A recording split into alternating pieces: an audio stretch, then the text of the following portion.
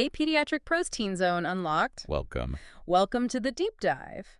We're digging into a really foundational source today. A text packed with insights on adolescent care, especially thinking about it from a nursing perspective. Yeah, this time of life is just so pivotal. It's really where young people are transitioning, figuring out who they are, and facing, well, a pretty unique set of challenges and opportunities. Exactly. So our mission really in this deep dive is getting right to the essential stuff you need to know. hmm We're going to unpack adolescent growth, their development, cognitive, psychological. The whole picture. Yeah, the whole picture. And zero in on those common risks the source talks about. And maybe most importantly, how your empathetic care, informed nursing care can just make such a huge difference during these really transformative years. It really can, because like you said, it's way more than just the physical stuff happening. Right. It's this whole journey, isn't it? Yeah. Developing who they are, finding their feet independently. Navigating all the new things. Yeah, navigating this world full of new experiences and, let's be honest, potential risks too. Okay, so let's jump right in then. The source defines adolescence basically as that bridge, childhood to adulthood. But it's not just one single leap, is it? It kind of breaks down. That's right. It breaks it down into stages. You've got early adolescence, roughly 10 to 13, Okay. then middle adolescence, say 14 to 17, and then late adolescence stretching from 18 up to maybe 21. And understanding these stages is pretty key because development isn't like uniform across that whole time. Right, different things are happening. And cognitively, what's the big change the source points to? Well, it's that shift from really concrete thinking Okay. to what Piaget called formal operational thought, usually kicks in around age 12 or so. Uh-huh. But the really, I think, fascinating part the source emphasizes is the prefrontal cortex. That bit of the brain doing the heavy lifting for critical thinking, decisions, impulse control. Yeah. Well, it's still developing. It's under construction through this whole period. Ah, okay. So that explains a lot. They're starting to get abstract ideas, maybe think longer term, compare themselves with friends, care about bigger issues. Exactly.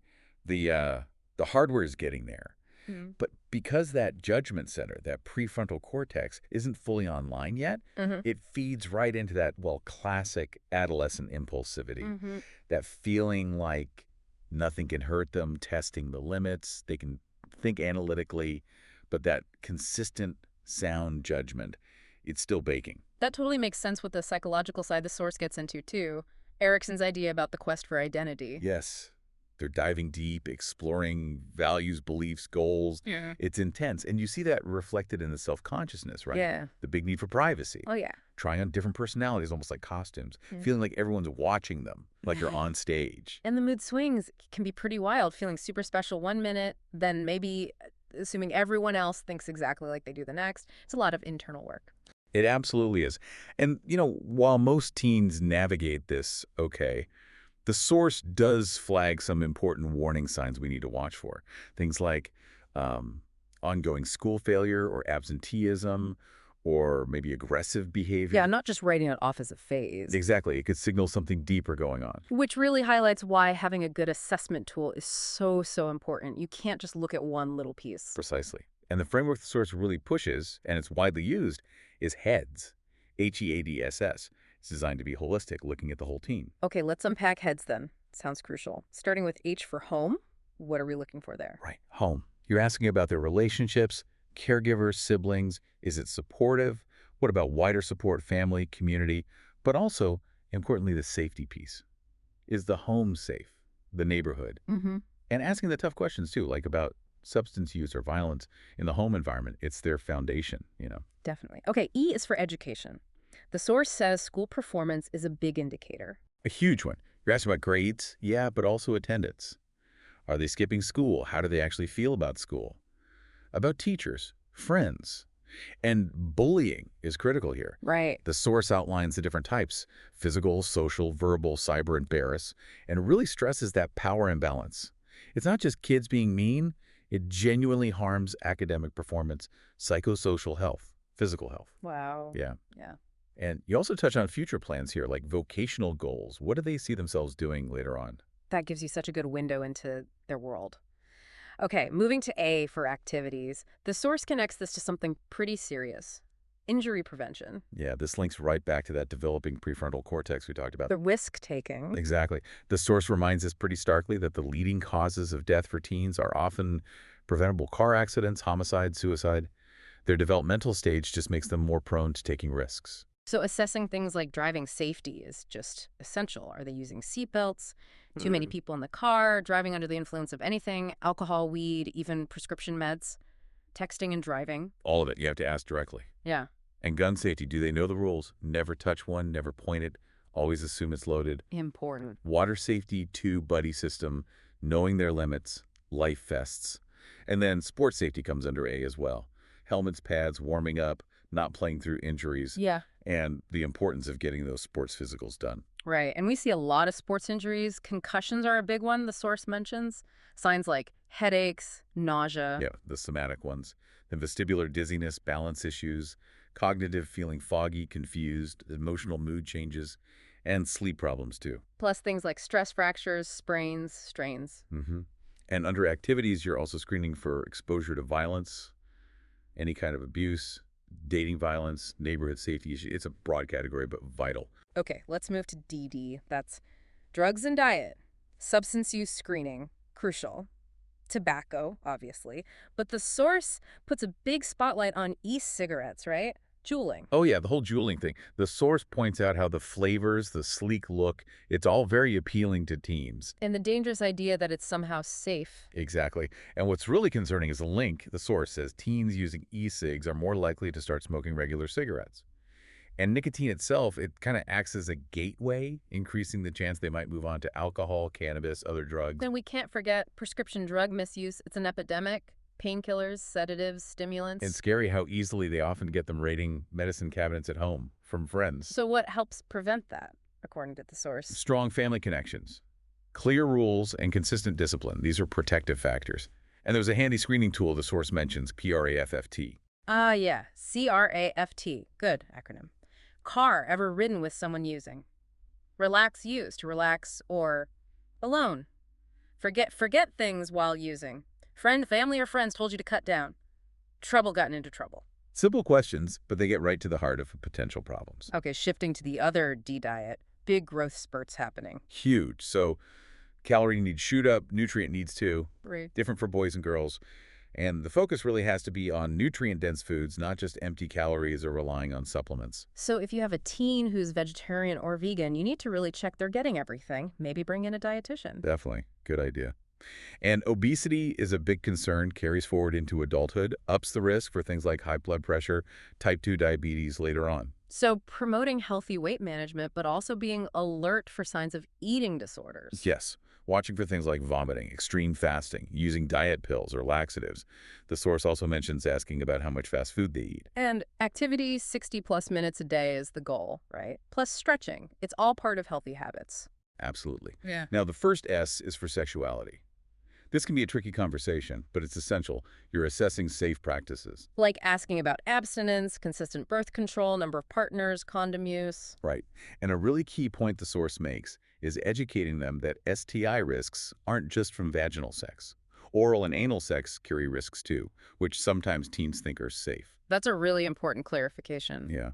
You're also asking about STI or HIV testing history.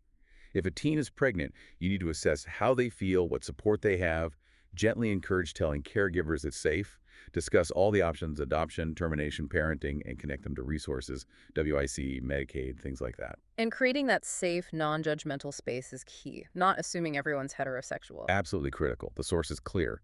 LGBTQ teens face higher risks, STIs, substance use, mental health struggles, stress, violence, harassment, school problems. We have to be aware of those specific vulnerabilities. Okay. And the final S is suicide safety. Screening for depression, suicidal thoughts, self-harm, non-negotiable. Given all the pressures, school, relationships, family, maybe transitioning to college, assessing their stressors is really vital. And then helping them, teaching coping skills. Yes, teaching stress management, relaxation techniques, and safety definitely includes online safety now. Talking about limiting screen time, being cautious about who they talk to online, strange gifts or calls, quickly switching screens if a parent walks in. The source even mentions FBI resources for internet safety. Wow. So, across this whole headsys assessment, the source keeps coming back to privacy and confidentiality, doesn't it? It's the absolute foundation for building trust.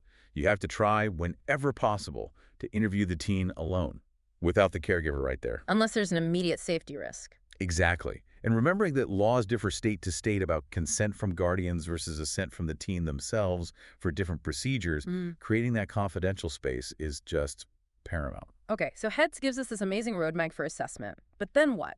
How does the source guide us on the actual care side? Building that relationship, creating the right environment. Yeah, the source talks a lot about the nurse-patient dynamic. It's about being a professional helper, not trying to be their friend. Clear roles, clear boundaries, clear expectations, and consequences. Consistency sounds key. Totally. Consistency, respect, being non-judgmental. That's how you build trust. Really trying to understand their specific worries. And, using humor appropriately can actually help build rapport. What about specific things like medications? They're not just mini adults in that sense either, right? Not at all. Their metabolism goes through changes in puberty, often faster initially, then it kind of settles into adult rates. So dosing needs careful thought. And the source notes that teens understand verbal warnings about meds better than just symbols on a label. And empowering them seems important too, encouraging self-administration. Huge. Giving them control where possible. Eye drops, nasal sprays, maybe G-tube meds, rectal meds if needed. The source even mentions mastering pill swallowing is a big deal for their sense of control. And if they can't swallow pills? Then you explore options. Can it be crushed? Is there a liquid form?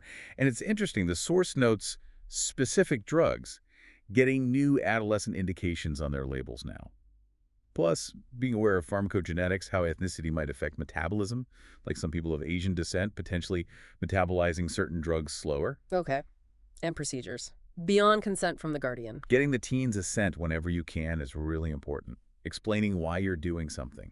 Showing them the equipment beforehand. Being honest about whether it will hurt or be uncomfortable. Then privacy again, especially in group settings like school health screenings. And doing a genital exam last during a physical? All signs of respect.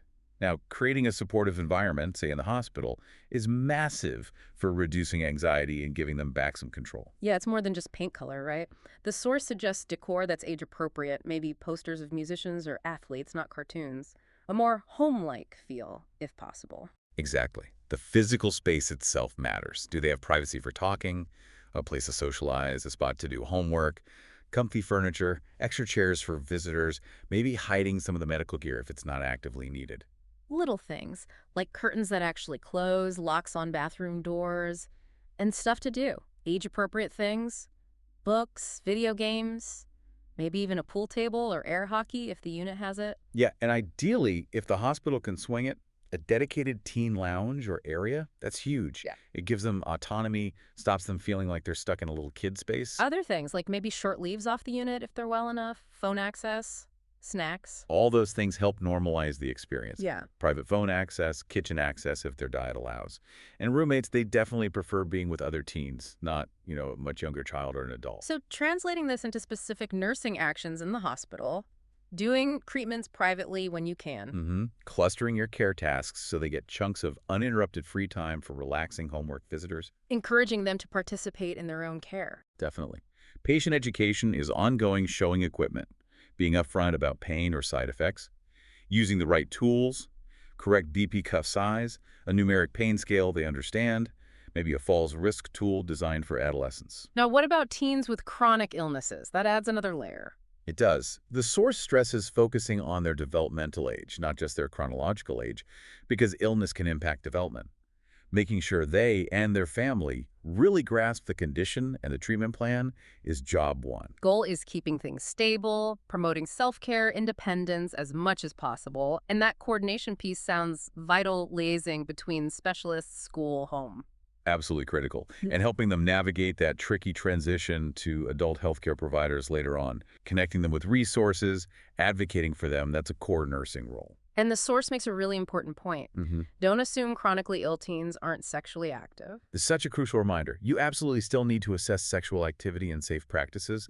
Their illness doesn't erase their developmental needs or curiosity. And supporting their psychosocial well-being, too. Self-esteem, realistic goals, school success, Future job aspirations. Yeah, and being sensitive to grief, they Mm. might experience maybe losing friends with the same illness or fears about their own future, connecting them with therapy, support groups, chaplaincy, social work, Yeah. all part of holistic care. Home care is also growing for adolescents, the source mentions, facilitating that shift. It has real benefits, more normalcy, school, social life. Families often prefer it, more collaboration. But we also have to recognize it can be stressful for caregivers, managing complex treatments and schedules at home. Okay, stepping outside the direct clinical care for a moment, how are teens getting health info these days? Well, the source throws out a pretty staggering number. Something like 87% of teens get health information online. Wow, that's almost everyone. So things like electronic health records, patient portals, they have benefits, right? Efficiency, safety. For sure. But the challenge is making those platforms engaging for teens and also navigating the confidentiality piece, especially around parents accessing their portal, depending on the laws. Telemedicine seems like a good fit, though. Yeah, it offers convenience, accessibility, they can get care at home, saves travel time, reduces infection risk, and uses tech they're comfortable with. Okay, last big area. Complementary and alternative medicine CAM. The source says this is actually pretty common. Surprisingly common. Over a third of kids and teens use some form of CAM, and it's even higher for those with mental health challenges like ADHD or anxiety. And the big worry is, Lack of regulation, big. especially with herbal stuff and supplements. They aren't FDA approved like drugs, so quality varies wildly, and there's a real risk of them interacting badly with prescription meds or even over-the-counter drugs. Could make prescribed meds less effective or even toxic. And they might not tell you they're using them. Often they don't. Family and friends are big influences. The source suggests maybe asking about family or peer use first as a less direct way in. If mom or their best friend is using something, chances are the teen might be too. What kind of CAM are we talking about? Things like omega-3s, melatonin, probiotics, various botanicals, extra vitamins, simple home remedies too, honey, lemon, green tea, and then therapies like yoga, deep breathing, chiropractic, acupuncture, essential oils. And the key takeaway for nurses. Ask every time. Studies show it's massively underreported. One study found only 3 or 4% of providers even asked about CAM use. Given the potential for interactions, you just have to make it a routine question. Okay, wow. That was a really thorough deep dive drawing on that source material. Let's try and pull the main threads together. Yeah, I mean, the bottom line is adolescence is this time of just huge change, physically, mentally, emotionally. They're finding their independence, but they're also uniquely vulnerable. So understanding those developmental shifts, the brain changes, the identity seeking, that's like step one, and using comprehensive tools like Heads Home, education, activities, drugs, diet, sexuality, suicide safety is absolutely essential to get that full picture. And being really aware of those specific risks, the source highlighted substance use, sexual assault, even human trafficking signs, that knowledge empowers you to actually intervene. And then it comes down to how we provide care, that empathetic, age-appropriate approach, building trust, respecting privacy, giving honest information, creating environments where they feel safe and seen, adapting whether they're acutely ill, chronically ill, at home. Yeah, It all matters so much. it really does. You know, this period, it's such a critical window. Just think about it. The support you give one teenager Mm. based on real understanding and empathy, Mm. it can genuinely change the trajectory of their whole life. It can impact their future health, their well-being, just their ability to thrive. The potential for positive impact is enormous. Be real, be ready. See you in the next one.